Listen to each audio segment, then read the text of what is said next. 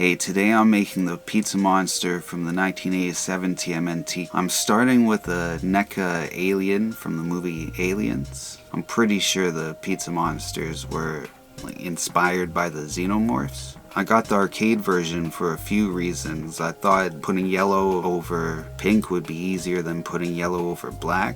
And two, this one has a matte finish and it's easier to work on than glossy because everything just sticks better. And third, it was $1 cheaper, so that's always important. The first spike came out of his back easy, but the rest are not, so I need a new plan. Now he's taking a hot bath and then he's relaxed enough to let me perform aggressive surgery. I use scissors, pliers, and a knife, being very careful to not cut myself. Very careful. And it doesn't have to be perfect because now I'm gonna start sanding. I'm using my cordless Dremel to get rid of anything else that I want to get rid of. And he's got some extra bumps on his head, part of his ribs, because I'm gonna add like muscles, and so I'm taking out half of the rib. And this is where I start to realize that his tail is gonna be a problem. I tried to take it off. It didn't come off easily, so I left it on. I didn't want to break anything, and I don't want it to lose its flexibility. Now I'm using my hand drill to drill some toothpick sized holes because this little guy needs some legs. I'm gonna make this little one a pizza monster. Back to the big guy. The pizza monster has 4 fingers or 3 fingers and a thumb. I drill a hole into each of his hands so I can fit a toothpick in there. I cut the toothpick into 4 small pieces. It's only gonna be part of his finger. It's just giving me a solid base to work off when I start sculpting stuff. Now I want to shorten this little guy's tail, so I'm just cutting out the middle section and I'll glue it back together after, well, without the middle piece. And these are some pieces that I cut off his shoulders, I think, or his forearms, and I'm gonna cut them because I'm gonna use them for the rest of his finger. And by using the piece that was already part of him, it's gonna make the fingers look more like they're supposed to be there. I mixed together some Apoxie Sculpt and I flattened a piece between some parchment paper. I cut out the shape of eyes. Xenomorphs don't have eyes. They can smell your fear, I assume.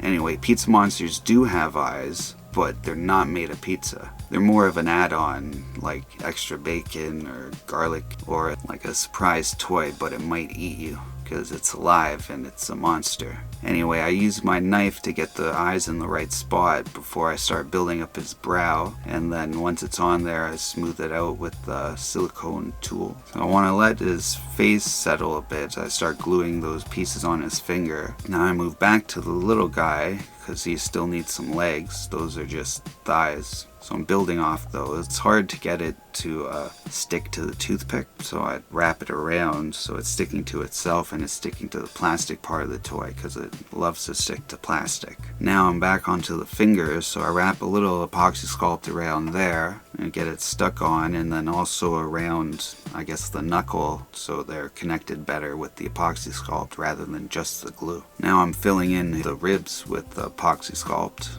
Anyway, it's time to use my favorite sculpting medium, Spackling. Neca just released the Wolfman Raph, and I made this Wolfman Leo years ago, and I made him like pretty much all out of Spackling. And then a year later I made Raph, but I made the Werewolf of London so he'd be different because I already have a Wolfman turtle. But the reason I love Spackling, it's not great for sculpting particularly, but it's great for filling in cracks and gaps, and it dries in like 15-20 minutes, so it's good to leave it for 20. It's not that long. Apoxie Sculpt takes 24 hours. 20 minutes is much better, especially the way I like to work, non-stop, all the time. But now, 20 minutes later, I'm back in sanding. I'm just using a cheap, like, dollar store nail file, and I cut it on diagonal so I have a tool that I can get in those hard spots. And it's time to get some paint on him now, so I have a Vallejo white acrylic primer mixed with medium yellow. The color is medium yellow. The paint's pretty thick though, so I add some acrylic white to thin it out a little. I was planning to make a gray primer, but the yellow was right there, so I made a yellow primer. And I also primed the baby pizza monster. He's gonna be red, but this is just a primer coat, so he'll start yellow, then turn red, then grow up yellow. The story of my life. Not really, but probably someone's life, I guess. And now, because I use a yellow primer, you can really start to see what he's going to look like later. I mean, I still have a lot of work to do, but Kinda looks like a pizza monster, but not really. It just looks like a yellow alien from the movie Aliens. Gonna get there. Now I'm doing a coat of just the yellow, and I'm hoping that the thickness of this paint, it'll fill in some of the cracks and all the slits on his like arms and legs. And it seems like it's working, but then it didn't. Covering everything with the matte acrylic varnish, and that's just gonna seal everything up so now I can move him around without worrying about scratching or smudging him. Anyway, my favorite tool for working with spackling is just any thick cardstock.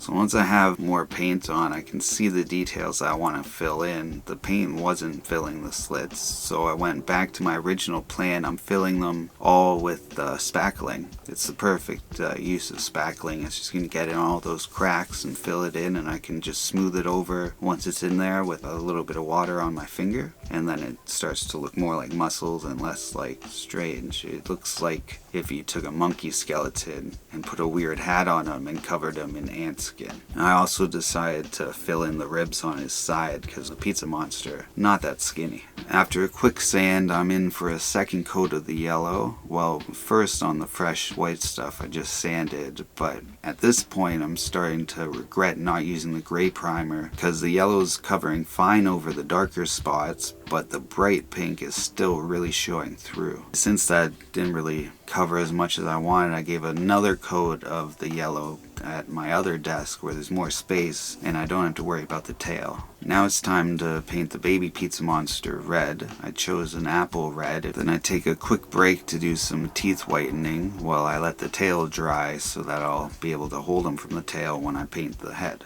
And next I'm doing the big black eyes on this monster. It reminds me of a girl I used to know. But you want to get the eyes straight, I guess. It's the toughest part of this whole project.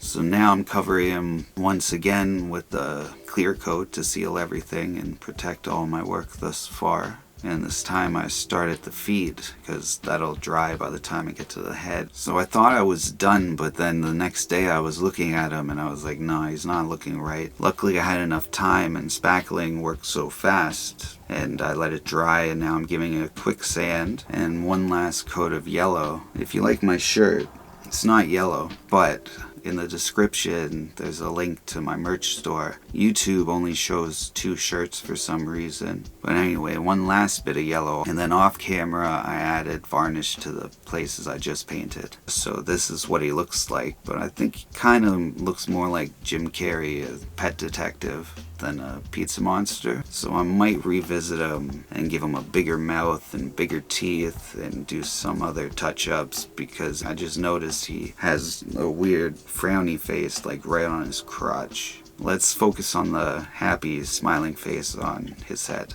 please. But next week I'm making Lita from the IDW comics, so until then, remember, always keep your head up. Peace.